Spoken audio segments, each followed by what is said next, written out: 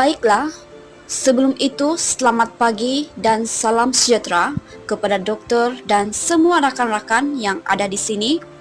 Kami dari kumpulan 11, kami akan membentangkan tugasan kami yang bertajuk pengurusan alam pembelajaran. Sebelum kami membentang lebih lanjut, baik saya memperkenalkan ahli kumpulan saya, di mana kami ada seramai 6 orang yang terdiri daripada saya sendiri, yaitu Suzanne, Syahira, Hanis Syafika, Nurul Fatihah, Dayana Amanda, dan Nur Izazi. Untuk bahagian pertama adalah pengenalan. Maksud sekolah menurut kamus edisi keempat, sekolah merujuk kepada tempat untuk belajar dan mengajar, tempat menerima dan memberi pelajaran. Manakala pengurusan menurut Nora Danisha pada tahun 2012 merupakan satu seni bagi melaksanakan proses kerja yang terancang dan dilaksanakan secara bersistematik, teratur serta mempunyai garis panduan tertentu. Terusnya, maksud alam pembelajaran pula merupakan keadaan atau suasana belajar dapat merangsang minat belajar kanak-kanak dalam mencapai matlamat perubahan tingkah laku ke arah positif dan tidak tahu kepada tahu. Bahagian kedua adalah objektif. Objektif yang pertama adalah mengenal pasti faktor-faktor yang berkaitan dengan pengurusan alam pembelajaran yang berkesan di Sekolah Menengah Kebangsaan Nabawan. Kedua, mengkaji pelaksanaan faktor-faktor yang berkaitan dengan pengurusan alam pembelajaran yang berkesan di Sekolah Menengah Kebangsaan Nabawan. Ketiga, mengenal pasti kesan pengurusan alam pembelajaran kepada pelajar di Sekolah Kebangsaan Menengah Nabawan. Seterusnya, metodologi kajian. Dalam kajian ini, kaedah yang digunakan ialah kaedah temu bual, dan guru yang ditemu bual ialah Cikgu Liana Sikana yang bertugas di SMK Nabawan, dan beliau berpengalaman mengajar selama 13 tahun dalam mata pelajaran Bahasa Melayu dan Kesusasteraan. Dan lokasi kajian di Sekolah Menengah Kebangsaan Nabawan, dan yang memiliki 537 pelajar lelaki dan 560 pelajar perempuan. Jumlah keseluruhan pelajar seramai 1.097 orang. Objektif yang pertama ialah mengenal pasti faktor-faktor yang berkaitan dengan pengurusan alam pembelajaran yang berkesan di Sekolah Menengah Kebangsaan Nabawan. Faktor yang pertama ialah PPG dan ROS, faktor kedua kaedah pengajaran, faktor ketiga kokurikulum, faktor keempat kurikulum, faktor kelima persediaan mengajar, faktor keenam pelaksanaan pengajaran, dan faktor yang terakhir ialah bahan bantu mengajar. Seterusnya, objektif kedua, mengkaji pelaksanaan faktor-faktor yang berkaitan dengan pengurusan alam pembelajaran yang berkesan di SMK Nabawan. Faktor yang pertama ialah faktor PPG dan ROS. Menurut responden, pelaksanaan PPG dan ROS ini selalunya dijalankan selama 2 minggu atau 1 bulan semasa cuti semester, dan pemilihan kawasan PPG dan ROS berbeza mengikut universiti.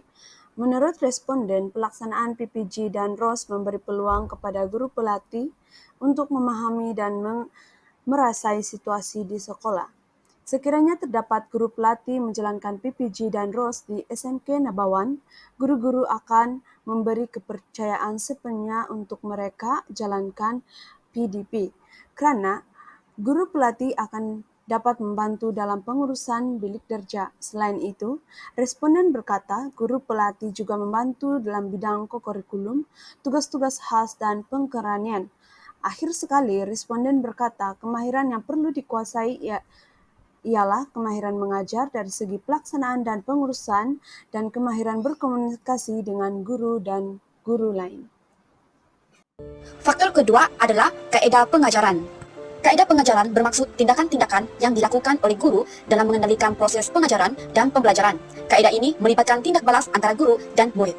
Antara kaedah-kaedah pengajaran yang digunakan oleh responden di SMK Nabawan ialah kaedah didik hibur. Contohnya, responden mengajar dalam subjek bahasa Melayu dan sastra. Responden mengajar di dalam kelas dengan menyuruh murid untuk melakukan beberapa watak.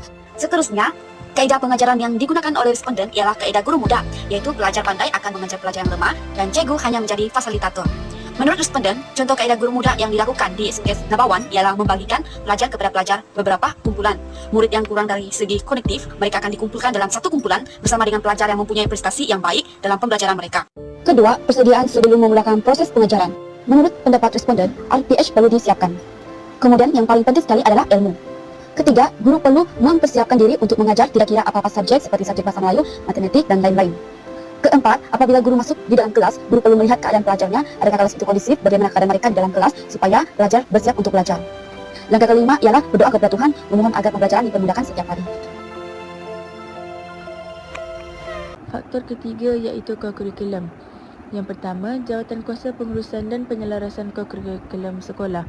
Hal ini bertujuan untuk memastikan segala aktiviti yang dilakukan sepanjang hari Rabu berjalan dengan lancar. Yang kedua, menubuhkan Jawatankuasa Kerja Pengurusan dan Penyelarasan Kegiatan Kokurikulum. Yang ini disertai oleh para guru bagi memastikan dan mengawal aktiviti pelajar pada setiap hari Rabu berjalan dengan lancar. Dan yang terakhir, menyediakan perancangan dan jadual tahunan takwim kegiatan kokurikulum sekolah. Berdasarkan responden, beliau menyatakan bahawa guru perlulah bijak dalam merancang jadual tahunan supaya aktiviti yang dilakukan oleh pelajar dapat memberi manfaat kepada mereka serta dapat menambah pengetahuan mereka tentang ilmu baru yang berkait dengan badan beruniform, sukan dan permainan serta kelab dan persatuan. Seterusnya, faktor keempat iaitu kurikulum. Yang pertama, memilih guru-guru yang benar-benar sesuai bagi mengajar sesuatu kelas atau mata pelajaran. Kedua, menggalakkan guru menggunakan pelbagai kaedah atau pendekatan dalam proses PDP mereka. Yang ketiga, memberikan peluang kepada guru-guru mendalami atau mempelajari pelbagai ilmu berkaitan pendidikan melalui kursus-kursus, bengkel-bengkel atau penyertaan dalam seminar-seminar. Keempat, mengadakan kursus dalam setiap kali balik atau selesai menghadiri sebarang kursus. Yang kelima, meminimalkan bilangan mata pelajaran yang mereka ajar. Yang keenam, mengagihkan tugas mengajar secara seimbang dan adil kepada semua guru. Seterusnya, menyelaraskan kegiatan atau aktiviti persatuan atau kelab atau badan beruniform berdasarkan objektif atau matlamat. Ke-8, memantau atau menyelia pelaksanaan kegiatan kokurikulum. Ke-9, menyedia, mengumpul dan menyimak dokumentasi pelaksanaan oleh setiap persatuan, badan beruniform dan sukan serta permainan. Terakhir sekali, menyediakan laporan tahunan kokurikulum. Seterusnya, faktor kelima iaitu persediaan mengajar. Sebelum pengajaran dan pembelajaran berlaku, guru menyediakan ilmu pengajaran dan isi pelajaran yang ingin diajar dengan lebih awal melalui penyediaan RPH. Guru perlu bersedia mental dan fizikal sebelum memulakan proses pembelajaran. Guru juga hendaklah menyediakan kelas yang kondusif bagi membentuk suasana yang berkesan dalam pengajaran. Seterusnya, semasa pengajaran dan pembelajaran berlaku, guru hendaklah mengaplikasikan set induksi dalam pengajaran. Contohnya, guru mengajar dengan mengaitkan pelajaran lepas atau dengan pengetahuan sedia ada murid.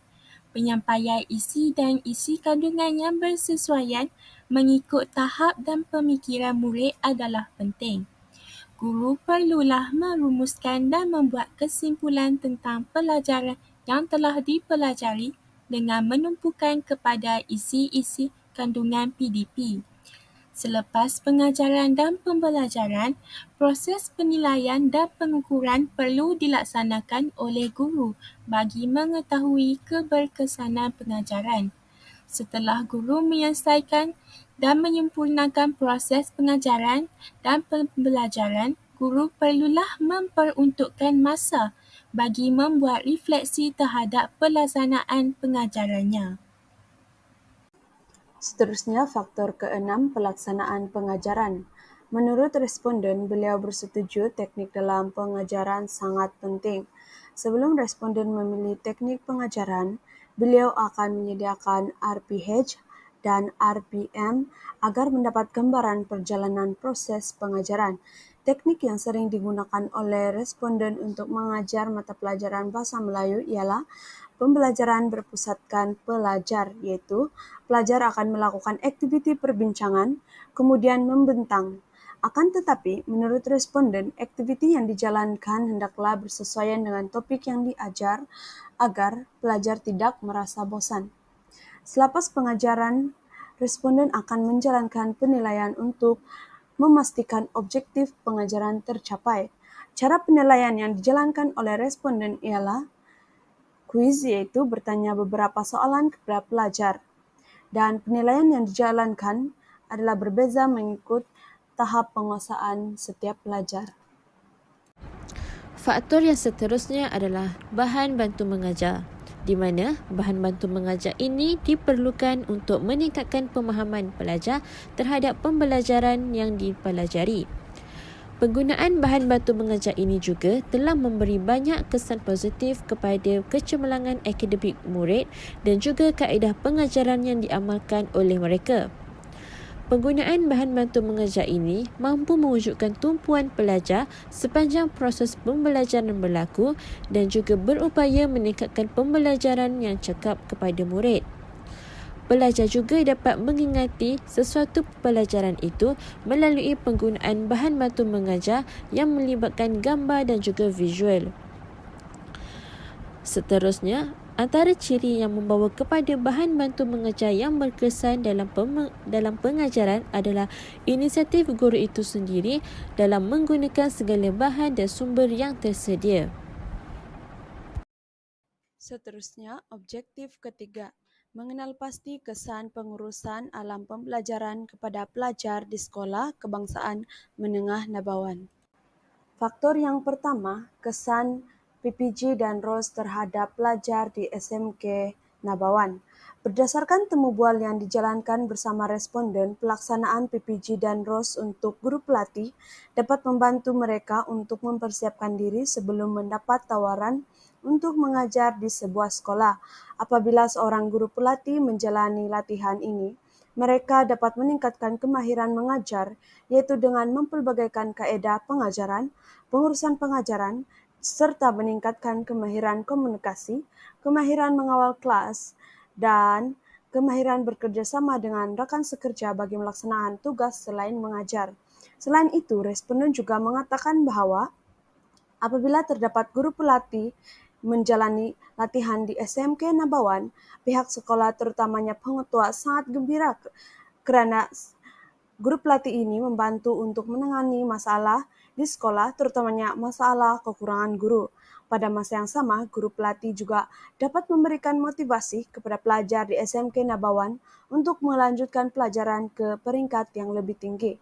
Menurut responden, pembawaan diri dan kekuatan mental seseorang juga dapat dilatih apabila mereka menjalani PPG dan ROS. Responden bersetuju bahwa gaya pemikiran kreatif dan reflektif dapat dipupuk semasa menjalani PPG dan ROS di sekolah. Seterusnya, faktor kedua iaitu kurikulum dapat mengasah bakat-bakat pelajar. Hal ini kerana dengan adanya aktiviti yang dilakukan sepanjang hari Rabu yang berbeza seperti badan beruniform, sukan dan permainan serta kelab dan persatuan, kita dapat melihat setiap pelajar mempunyai bakat yang tersendiri yang tidak pernah ditonjolkan. Kedua, dapat memupuk minat dalam kerjaya pada masa hadapan. Seperti berdasarkan responden, beliau menyatakan bahawa badan beruniform dapat membantu minat seseorang itu dalam menceburi bidang tersebut pada masa akan datang. Dan yang ketiga, dapat memupuk semangat kesukarelawanan. Bagi yang ketiga ini pula, ianya berkait dengan kelab dan persatuan di mana kebanyakan kelab dan persatuan seperti alam sekitar maupun kelab lain kerap melakukan aktiviti kesukarelawanan di luar sekolah seperti mengutip sampah, dan melakukan aktiviti-aktiviti yang lain. Dan yang terakhir dapat menjadi contoh pelajar dan sekolah lain. Seandainya pelajar dan sekolah SMK Nabawan melakukan aktiviti kesukarelawanan dan melakukan aktiviti yang menarik, ianya dapat menjadi teladan dan contoh sekolah lain untuk mengikut jejak langkah SMK Nabawan. Faktor yang kelima dari segi kurikulum. Semua guru terlibat dalam menjayakan aktiviti kurikulum bagi mencapai hasrat pendidikan Malaysia. Kedua, terdapat banyak jenis kurikulum, termasuklah aktiviti kurikulum rekreasi yang mempunyai tujuan yang lebih praktikal seperti mengajar kemahiran, kebolehan yang dilaksanakan dalam mod pengajaran berikut seperti bengkel dan seminar. Yang ketiga, aktiviti kurikulum dapat meningkatkan perpaduan antara kaum di Malaysia. Yang terakhir, persekitaran sekolah yang lemah boleh menjadi komponen kurikulum tersembunyi kerana dapat memberi kesan kepada pembelajaran. Seterusnya, kesan pengurusan alam pembelajaran kepada pelajar di Sekolah Kebangsaan Menengah Nabawan bagi faktor kelima iaitu persediaan mengajar adalah yang pertama, persediaan sebelum mengajar adalah sangat penting dilakukan dengan sempurna. Guru perlulah membuat persediaan yang rapi bagi setiap tajuk yang hendak diajar. Penyampaian pengajaran yang baik, tersusun, menarik dan bermakna hasil dari pengetahuan yang mendalam tentang kandungan isi pelajaran akan melahirkan persepsi yang positif pada setiap masa. Keyakinan dan kepercayaan para pelajar terhadap guru akan mendorong kepada semangat ingin tahu dan mencuba. Seterusnya, kemahiran pengajaran dengan mengutarakan soalan-soalan dan sedia menerima soalan pelajar-pelajar kemudian menjelaskan dengan tepat dipercayai dapat menimbulkan persepsi yang positif dan melahirkan pengajaran dan pembelajaran yang berkesan. Yang terakhir, guru perlulah mempelbagaikan kemahiran dalam pengajaran supaya bersesuaian dengan tahap pengetahuan dan pengalaman pelajar. Penggunaan pelbagai kemahiran pengajaran terutama dengan menggunakan contoh dan ilustrasi dalam melaksanakan pengajaran dan pembelajaran akan dapat membantu pelajar menguasai pemahaman pelajar dengan lebih mudah.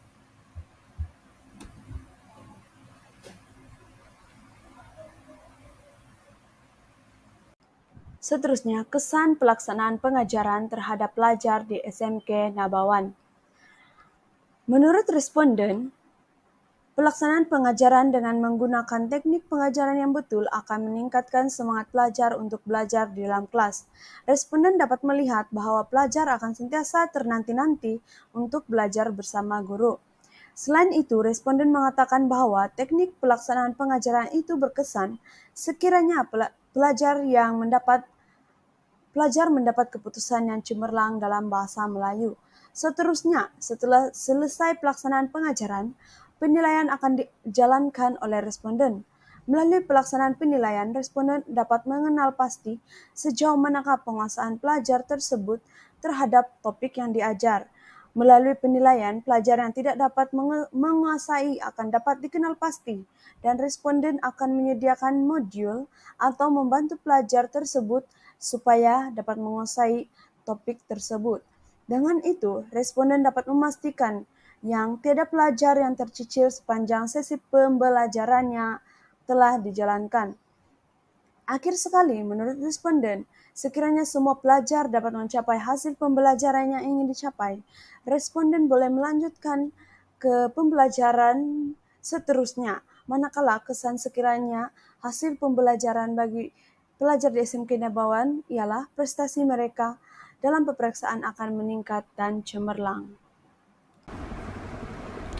Kesan yang seterusnya bagi faktor bahan bantu mengajar adalah murid menjadi lebih fokus ketika aktiviti pembelajaran. Hal ini dapat dibuktikan apabila responden berkata beliau selalu menanyakan video dengan menggunakan projektor, LCD dan juga komputer.